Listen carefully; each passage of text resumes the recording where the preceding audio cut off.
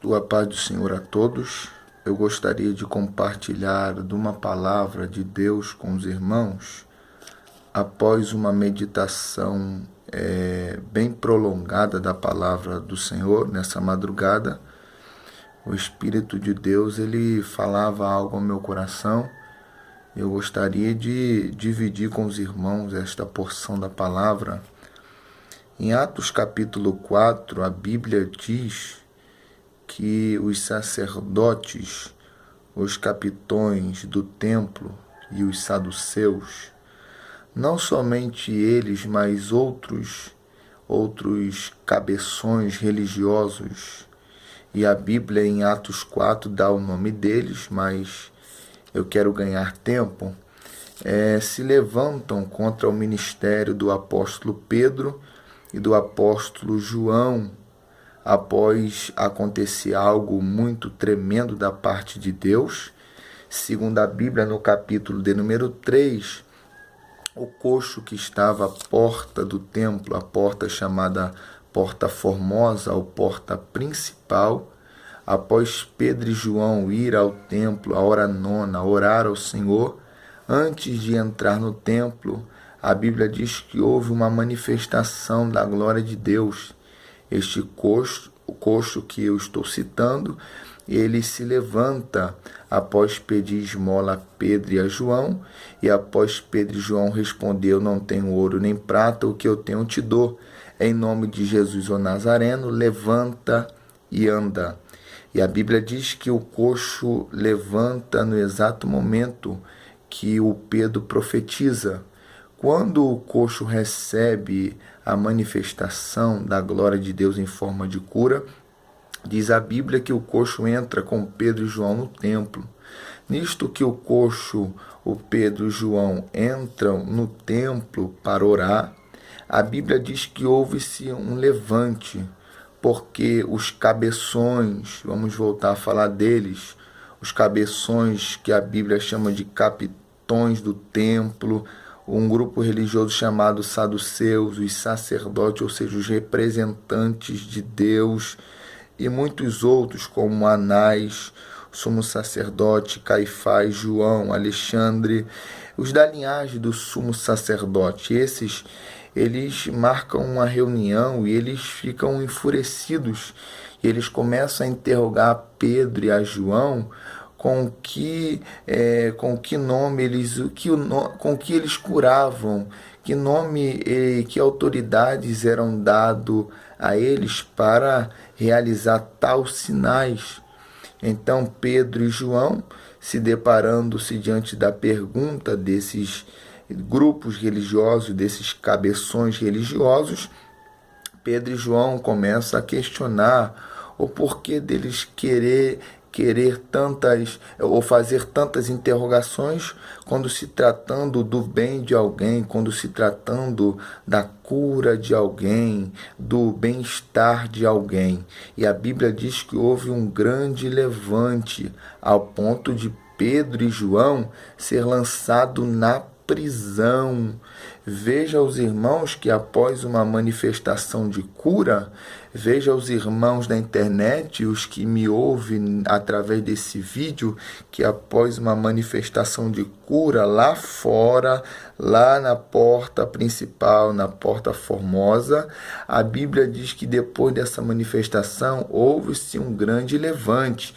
Eu gostaria de dar uma pausa, eu gostaria que você olhasse bem para mim aí, você que está do outro lado, entendesse isso. Após o milagre haverá um grande levante do diabo. Você precisa entender que após a manifestação do Yahvé na sua vida, após Deus fazer algo na sua vida, você precisa entender que haverá muitos levantes.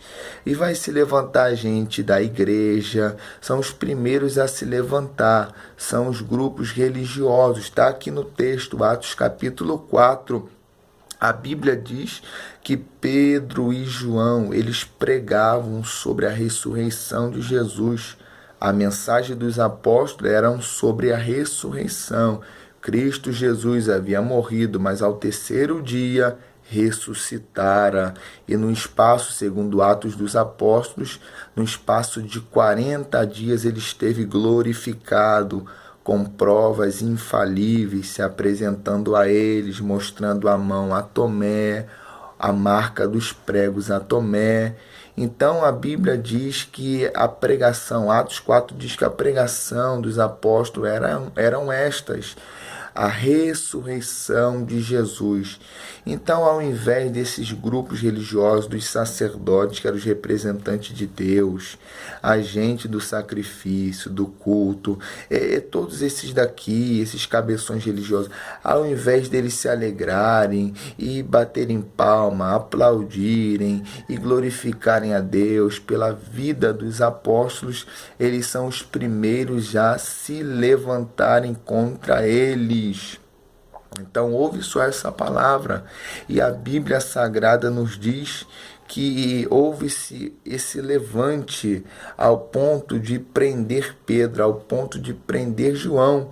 E eles chegam até Pedro e João e pedem para eles pararem de pregar Jesus, de pararem de ficar falando de Jesus, da ressurreição. E a Bíblia diz que Pedro e João abrem a boca e começam a falar algumas coisas. O que? Este que vocês estão dizendo que não é para mim pregar sobre ele, este que vocês estão enfurecidos que estou fazendo menção deles, é ele mesmo que vós crucificastes, é ele mesmo que vós penduraram ele no madeiro, crucificaram ele. É este mesmo, é este que curou este coxo que está aqui do meu lado agora, que está de pé. Você está entendendo que Deus está falando com você nessa madrugada?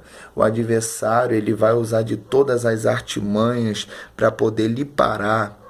Satanás vai usar de todas as artimanhas para neutralizar a obra de Deus na sua vida. Agora eu tenho uma palavra para o diabo, para os demônios, para os opositores, para aqueles que fazem parte do povo de Deus, mas que se levanta só porque Deus está curando através de Pedro, só porque Deus está salvando através de Pedro, só porque Pedro tem a mensagem mesmo, que é a mensagem que deve ser pregada sobre a ressurreição, porque essa geração não fala da ressurreição, essa geração prega sobre Abraão, prega sobre Isaac, prega sobre Jacó, fala de José, fala de Moisés, fala de Josué, fala de Gideão, fala de muitos personagens bíblicos, mas esquece do principal, do centro, esquece de falar sobre a ressurreição.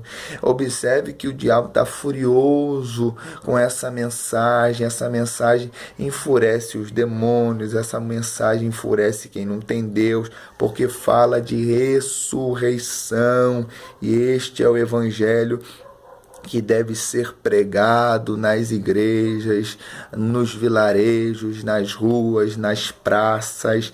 Ressurreição. Jesus está vivo nessa madrugada.